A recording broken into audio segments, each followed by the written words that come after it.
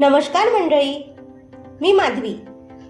वऱ्हाडी तडका चव जिभेला आनंद पोटाला या माझ्या यूट्यूब चॅनलमध्ये पुन्हा एकदा आपलं अगदी मनापासून खूप खूप स्वागत करते.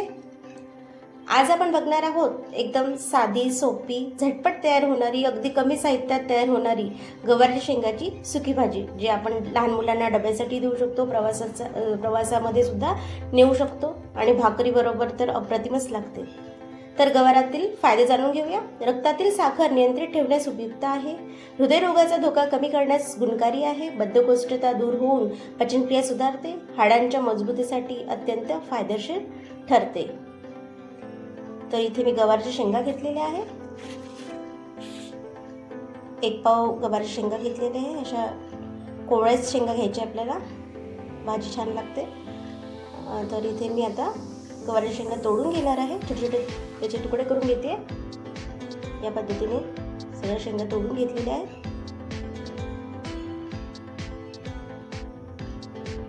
तर आता आपण शेंगा तोडून झालेल्या आहे, धुवून घेऊया. तर स्वच्छ धुवून घेऊया. तर शेंगा धुवून झालेल्या आहे. इकडे गॅसवर कढई सुद्धा ठेवून घेतलेली आहे. तर कढई गरम झालेली आहे, त्यामध्ये 1 चम्मच तेल टाकून घेऊया. तेल गरम झालेलं आहे, त्यामध्ये जिरे मोहरी टाकून घेते. जिरे मोहरी छान फुललेली आहे. तर कांदा सुद्धा 1 टाकून घेते. कांदा परतून झालेला आहे. थोडा लसूण टाकून घेते ठेचलेला, आणि कांदा लसूण आता आपण परतून घेऊया. तर कांदा लसूण परतून झालेला आहे. 1 टोमॅटो कापून घेतलेला आहे, ते सुद्धा यामध्ये टाकून घेते. तर आता काही बेसिक मसाले टाकून घेऊया. लाल मिरची पावडर, हळद आणि धने पावडर, चवीनुसार मीठ टाकून घेते आणि फोडणीला छान शिजू देते. तर फोडणी छान परतून झालेली आहे. तर यामध्ये आपण स्वच्छ धुवून घेतलेल्या शेंगा टाकून घेऊया आणि मस्तपैकी एकजीव करून घेऊया.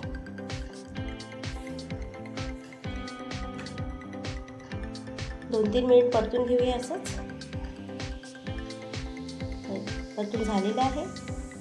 तर इथे आपल्याला प्लेट ठेवून घ्यायची कढईवर आणि त्यामध्ये पाणी टाकून घ्यायचं आहे. आपल्याला भाजीमध्ये पाणी टाकायचं नाही आहे, प्लेटमध्ये पाणी टाकून वाफेमुळे शेंगा शिजतात आणि खालीसुद्धा लागत नाही कढईला.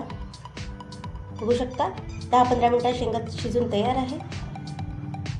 तर झटपट तयार झालेली आहे. बघू शकता भाजी एकदम साधी सोपी गवारच्या शेंगाची. गवाराच्या शेंगाचा व्हिडिओ पूर्ण बघितल्याबद्दल मी आपली मनस्वी आभारी आहे. तसेच वऱ्हाडी तडका चव जिभेला आनंद पोटाला या माझ्या यूट्यूब चॅनलला लाईक करा, शेअर करा आणि सबस्क्राईब करून बेल आयकॉनवर क्लिक करा, जेणेकरून माझा व्हिडिओ येईल तर तुम्हाला नोटिफिकेशन मिळेल. तर पुन्हा भेटूया एका नवीन रेसिपीसह.